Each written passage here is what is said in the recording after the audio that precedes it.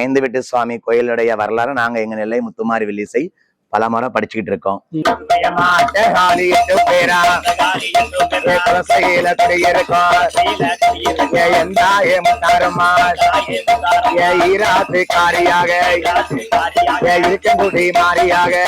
தங்குறதுக்கு இடங்கள் வேணும். பொம்பளைங்க வில்லுப்பாட்டுக்காரங்க வந்தாங்க, தங்கறதுக்கு இடம் கொடுத்தோம். ஆம்பளைங்க தானே கோயில்ல படுங்க, இந்த பஸ் ஸ்டாண்ட்ல படுங்க. எனக்கு அப்படிப்பட்ட வில்லு படிக்க வேண்டிய ஊர் வேண்டான்னு சொல்லிட்டே வந்துருவேன். மக்களை காத்து வருகிறாள் அரகர தன்னன் நன்னே தானானே தானானே.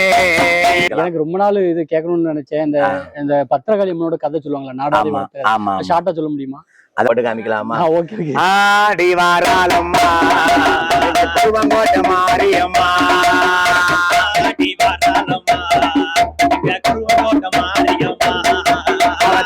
காலேஜ்ல காலையில காலேஜுக்கு போயிருவேன்.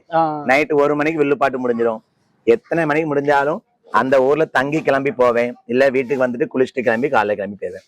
இதனால காலேஜ் பாதிக்காது, அதனால வில்லு பாதிக்காது.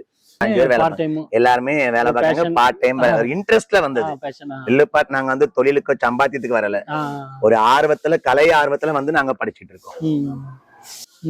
அதாவது என்னுடைய அன்பான வேண்டுகோள் வந்து கவர்ச்சியை தவிர்த்து கலைக்கு உயிர் கொடுக்கணும், காசையும் தவிர்த்து கலைக்கு உயிர் கொடுக்கணும். எல்லா கலைஞர்களும் சக கலைஞரும் ஒண்ணு போல பார்க்கணும். அதுதான் நம்ம வந்து எதிர்பார்க்கிறது.